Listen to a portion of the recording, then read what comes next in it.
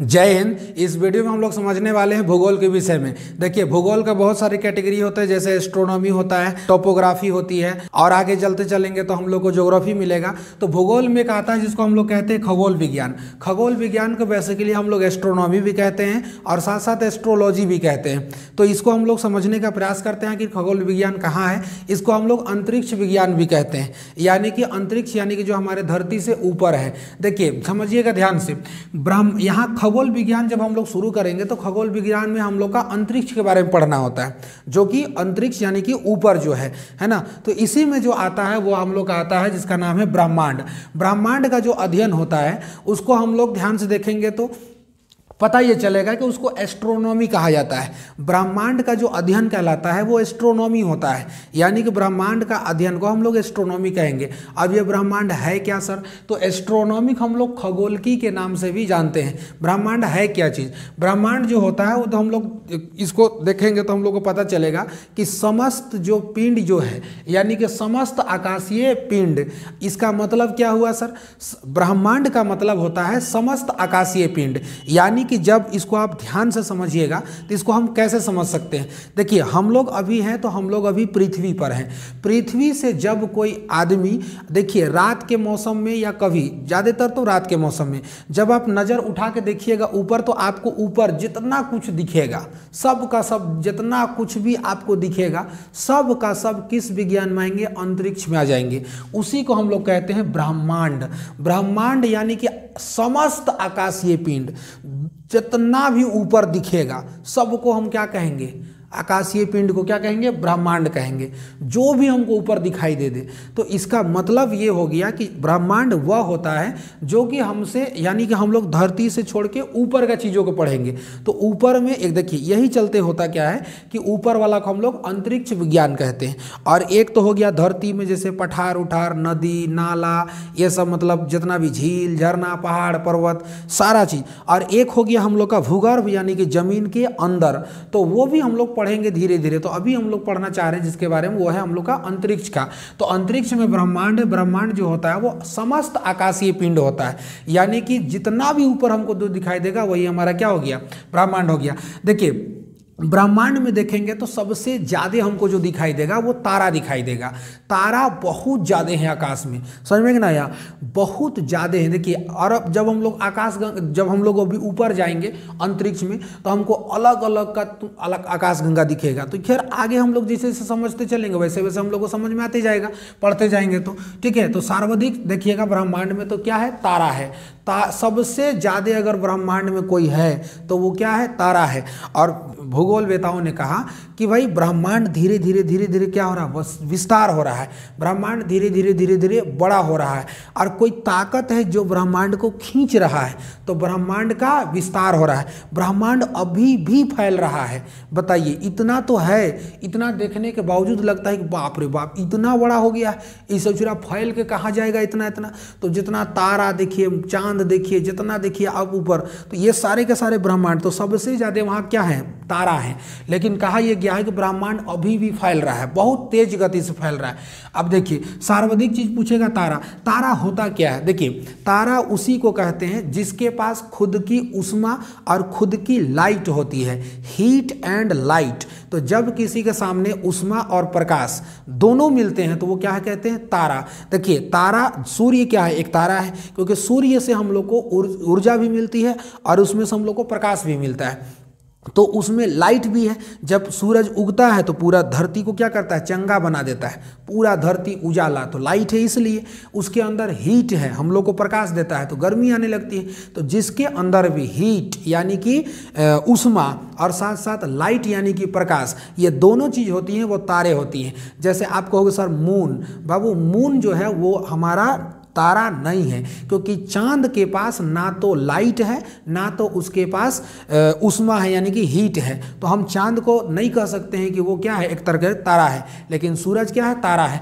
तो जितने भी आप देखोगे सर्वाधिक तारा पाए जाएंगे। तारा ऊष्मा और प्रकाश दोनों इसमें पाए जाते हैं। देखिए, तारा जो होता है ना, पहले क्या होता है? तारा पहले ऐसे नहीं होता है। तारा में देखेंगे तो एक जब हम तारा का बिल्कुल निचोड़ निकालेंगे तो उसमें क्या होता है, एक विरल गैस होता है, गैसों का एक बादल होता है। देखिए ध्यान से, विरल गैस होता है। शुरुआत में जो तारा होता है वो विरल गैस, इस तरह से गैस एकदम पूरा छिटाया हुआ रहता है, पूरा छिटाया हुआ रहेगा, यानी कि ये सब पूरा का पूरा छितिर बितिर रहता है। तो छितिर बितिर जो दिखेगा उसको हम लोग कहेंगे विरल गैस। और जब धीरे धीरे धीरे धीरे ये क्या हो जाते हैं, संघनित होने लगते हैं, धीरे धीरे एक दूसरे के पास आने लगते हैं और ये क्लाउडी बादल के रूप में आने लगते हैं, घने बादल के समान बन जाते हैं। और ये धीरे धीरे धीरे धीरे आते हैं तो गैसों का बादल बन गया। अब जैसे गैसों का बादल बन जाते हैं तो इसको हम लोग कहते हैं निहारिका। क्या बोलते हैं इसको, है निहारिका। निहारिका को इंग्लिश में नेबुला कहा जाता है, नेबुला। तो निहारिका जो होते हैं घने विरल गैस हो जाते हैं और घने बादलों के समान ये आकर के सिकुड़ जाते हैं। और जैसे जैसे सिकुड़ने लगते हैं धीरे धीरे, इसको हम लोग निहारिका कहते हैं। यानी कि तारा अभी बना नहीं है, तारा बनने से पहले क्या रहता है, निहारिका रहता है। निहारिका से पहले विरल गैसों का एक विरल गैस रहता है, और जब ये विरल गैस धीरे धीरे धीरे धीरे आपस में आने लगेंगे तो निहारिका। अब ये निहारिका धीरे धीरे धीरे धीरे क्या हो जाएगा, आगे हीट के कारण इस निहारिका दहन होने लगेगा, निहारिका जलने लगेगा, यहाँ पे आग पकड़ लेगा। तो गर्मी की वजह से जब इस निहारिका में आग पकड़ लेता है, जब ये निहारिका दहन होने लगता है, जलने लगता है, तब इस कंडीशन में हम कहते हैं ये तारा है। तब हमको ये तारा चमकते हुए यानी कि टिमटिमाते डिमिर डिमिर होते हुए दिखाई देता है। तो जब देखिएगा तो तारा से पहले निहारिका, निहारिका से पहले ये विरल गैस। तो विरल गैस जब आपस में सामने आने लगते हैं तो उसको हम लोग कहेंगे निहारिका, सामने आ जाएंगे तो निहारिका। और हीट के वजह से, गर्मी की वजह से जब क्या करेंगे, आग पकड़ लेगा, तो आग पकड़ेगा तो क्या बन जाएगा, ये तारा बन जाएगा। तो देखिए ध्यान से, निहारिका जो होता है वो क्या होता है, घने विरल गैस हो जाता है। जब निहारिका सामने आने लगेगा यानी कि विरल गैस सामने आने लगेंगे तो निहारिका बन जाएगा। इसी को हम लोग कहते हैं नेबुला। तो नेबुला के दहन यानी कि जब दहन होने लगेगा, जलने लगेगा, हीट के कारण क्या पकड़ लेगा, ये आग पकड़ लेगा, तो ये तारा बन जाएगा। तारों का जो संलयन होता है, देखिए अब तारों में जलता कैसे है, बिना ईंधन का तो कोई चीज़ जलेगा नहीं। तो तारा के अंदर जो होता है वो उसमें दो चीज़ पाई जाते हैं, एक जो होता है वो होता है हाइड्रोजन और एक जो होता है वो होता है हीलियम। तो देखिए हाइड्रोजन ही रहता है। तो तारों में जो ध्यान देखेंगे तो हाइड्रोजन जो होता है ये परिवर्तित होकर के, संलयन होकर के किस में चला जाता है, हीलियम में। तो क्वेश्चन पूछता भी है कि तारों में कौन सी ईंधन पाई जाती है, तो तारों में हाइड्रोजन का संलयन हीलियम में होता है। तो हाइड्रोजन और हीलियम दोनों किसके ईंधन हैं, तो तारों का ईंधन कौन है, हाइड्रोजन और हीलियम। ये किस स्टेज में रहते हैं, तो ये प्लाज्मा स्टेज में रहते हैं। यानी कि प्लाज्मा वह अवस्था होती है जिसको हम लोग चौथा अवस्था कहते हैं।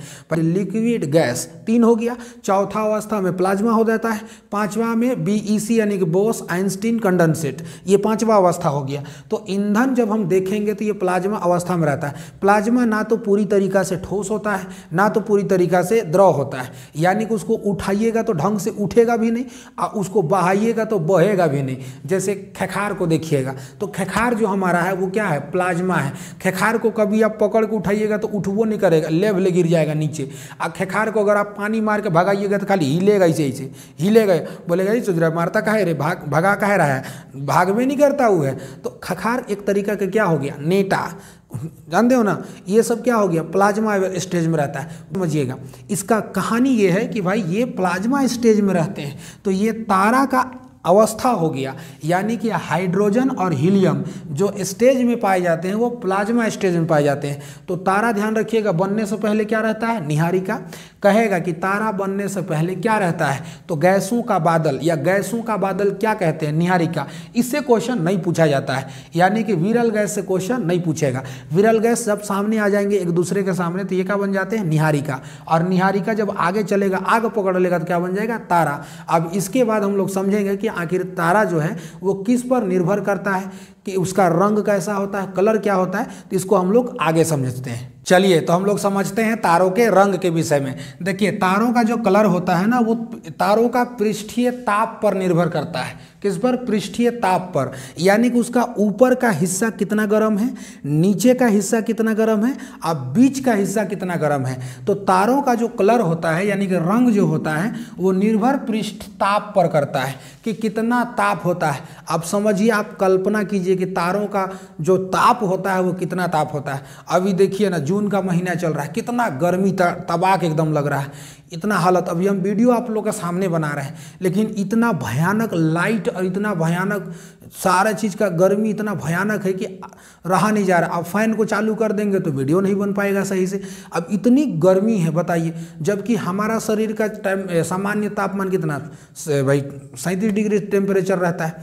अब बताइए इतना तापमान अभी कितना बढ़ा होगा, 40 से 45, इससे ज़्यादा तो हुआ नहीं होगा, लेकिन इतनी गर्मी है। अब जरा ध्यान से समझिए कि आखिर तारों का कितना गर्मी है। देखिए, तारों का जो निर्भर रंग जो होता है, क्वेश्चन डायरेक्ट पूछता है, तारों का रंग जो किस पर निर्भर होता है, वो होता है पृष्ठीय ताप पर। जब हम तारों का यानी कि जब हम देखेंगे तारों का जो लाल रंग होता है यानी कि रेड कलर, तारों में रेड कलर सबसे कम ताप होता है, सबसे कम। अब समझिए सबसे कम में कैसे, 100 डिग्री में पानी उबल जाता है, 200 डिग्री अगर कर देंगे तो वहाँ हाथ डालेंगे तो सारा स्किन वहीं रह जाएगा, 500 डिग्री अगर कर देंगे तो बताइए क्या हाल होगा। अब थोड़ा तारा का देखिए तापमान, देखिए लाल रंग का जो तापमान होता है वो सबसे कम होता है, सबसे कम निम्न। अब भाई साहब निम्न में कितना देख रहे हैं, 6000 डिग्री सेल्सियस। बताइए सूरज के पास देखिए इतना खतरनाक, क्योंकि सूरज भी एक तारा है, और सूरज के पास अगर जाइएगा, आ रहे हैं, चल दादा देख देख देख देख देख पूरा देख चाचा देख। अब सूरज कहेगा आओ बेटा आओ, सूरज से हम लोग तो कई गुना सब इधर रहेंगे, सब बन के पानी मैग्मा बन के बह जाएंगे सब। बताइए सब यहाँ कुछ नहीं होने वाला। 6000 डिग्री सेल्सियस, सबसे कम में 6000 डिग्री सेल्सियस, आगे क्या होगा उसको समझ लीजिए। इसलिए हम सूरज के नज़दीक नहीं जा सकते, इतनी गर्मी है वहाँ, इतनी गर्मी कि आप जाइएगा पहले ख़त्म हो जाएगा, निकल जाएगा पूरा एकदम।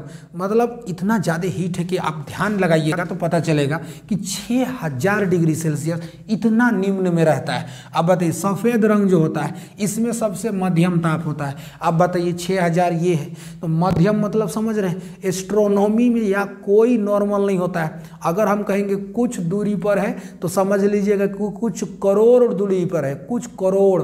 हम कहेंगे कुछ समय पुराना है तो एस्ट्रोनॉमी समझ लीजिए कुछ करोड़ वर्ष पुराना है। एस्ट्रोनॉमी में कोई नॉर्मल नहीं होता है बाबू, ध्यान रखिएगा। नीला रंग जो होता है वो सबसे हाई होता है, उच्च तापमान होता है। उच्च तापमान किसका? नीला रंग का। तो क्वेश्चन पूछेगा कि तारों का रंग सबसे ज़्यादा किस पे? नीला रंग पे। सबसे कम लाल रंग पे, लाल रंग सबसे कम, नीला रंग सबसे हाई।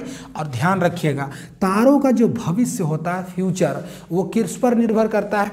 तो वो प्रारंभिक द्रव्यमान पर, शुरुआती में उसका द्रव्यमान कितना है ये इस पर डिपेंड करता है। अगर तारों का भविष्य नापना है तो उसको शुरुआती द्रव्यमान यानी कि प्रारंभिक द्रव्यमान पर निर्भर कराते हैं। तो हम लोग यहाँ तक देख लिए तारों का कलर और देख लिए तारा कैसे कैसे बनता है।